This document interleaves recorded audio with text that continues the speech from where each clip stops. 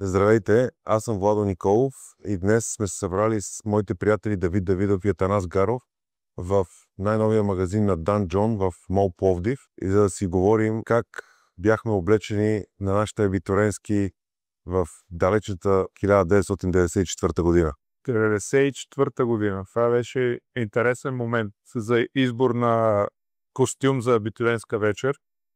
Нямаше много голям избор и с бръзки отидохме в модна къща Лада, която беше в нашия квартал, да ни ги ушият от голям специалист по костюмите. Не си спомням как се казваше човека, възрастен беше, но той беше като че ли основния специалист в модна къща Лада.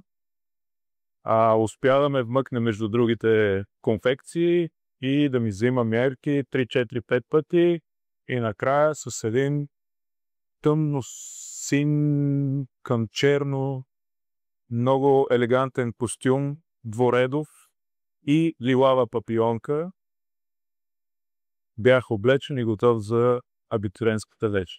И бяла риза, разбира се. При мен нещата се случиха по подобен начин. Костюма ми на практика беше ушит от платове специално подбрани от майка ми за сакото, едно синьо кадифе, което явно беше пазила доста дълго време по случая. Кадифето отиде за сако при един шивач, панталона при друг. И двете бях дами всъщност.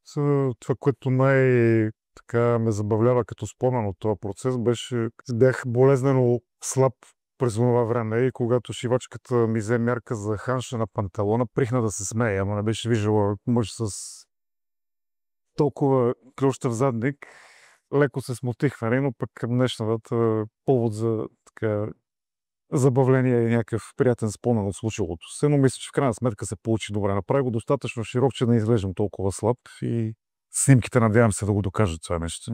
Аз бях хеви метал тогава, така че със сигурност не е било в диско направление, но точно си бях подстригал косата. Иначе до 1994 година бях с много дълга коса.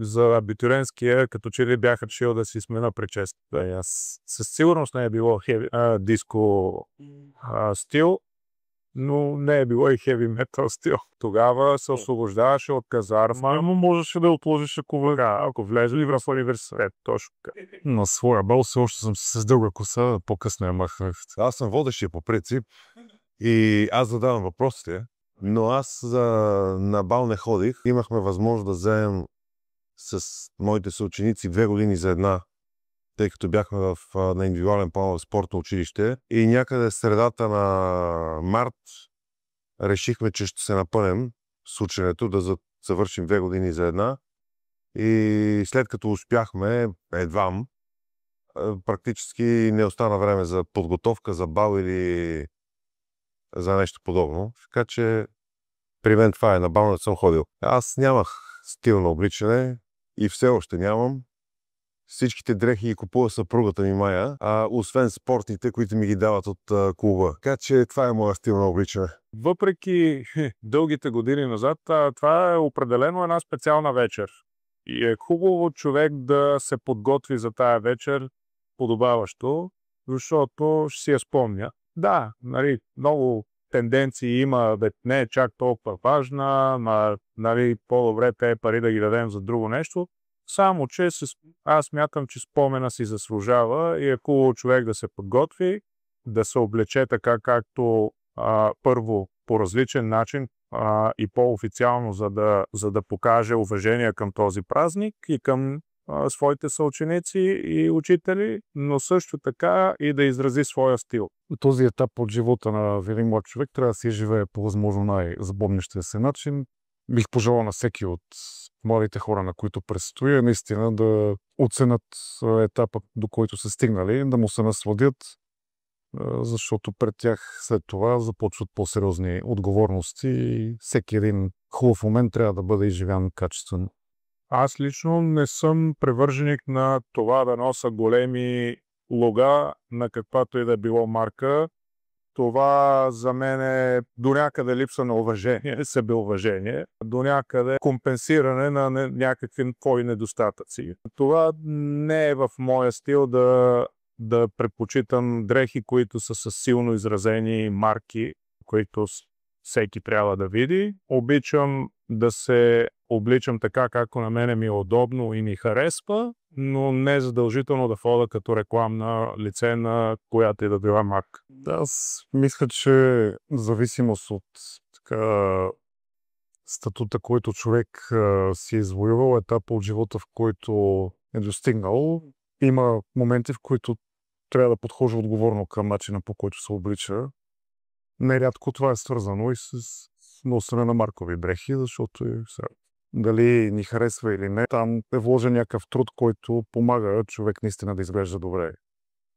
Категорично съм на мнение, че когато това се превръща наистина в демонстрация, нещо, което аз лично също избягвам, смятам, че човек трябва да бъде достатъчно уверен в себе си, да не се нуждае от помощ от подобен тип аноси за неговата възможности, заможности, ухолство, да го кажем.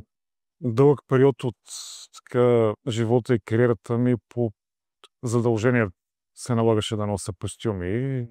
В един момент това престана да бъде напълно задължително и аз питах огромно облегчение, че мога да си позволя и малко по-свободен стил на обличане и в общи линии към такъв се придържаме и към момента, с изключение на, както казваше един партньор, с който работехме, трябва да се ходи с костюм, когато отиваш в банката за пари, но при всяки други случаи не е задължително, така че спортно-елегантен стил е това, което се чувства най-удобно. И значи това, че съпругата ми се справя добре с моя аутфит, в никакъв случай не ме поставя в ролята хора с стил.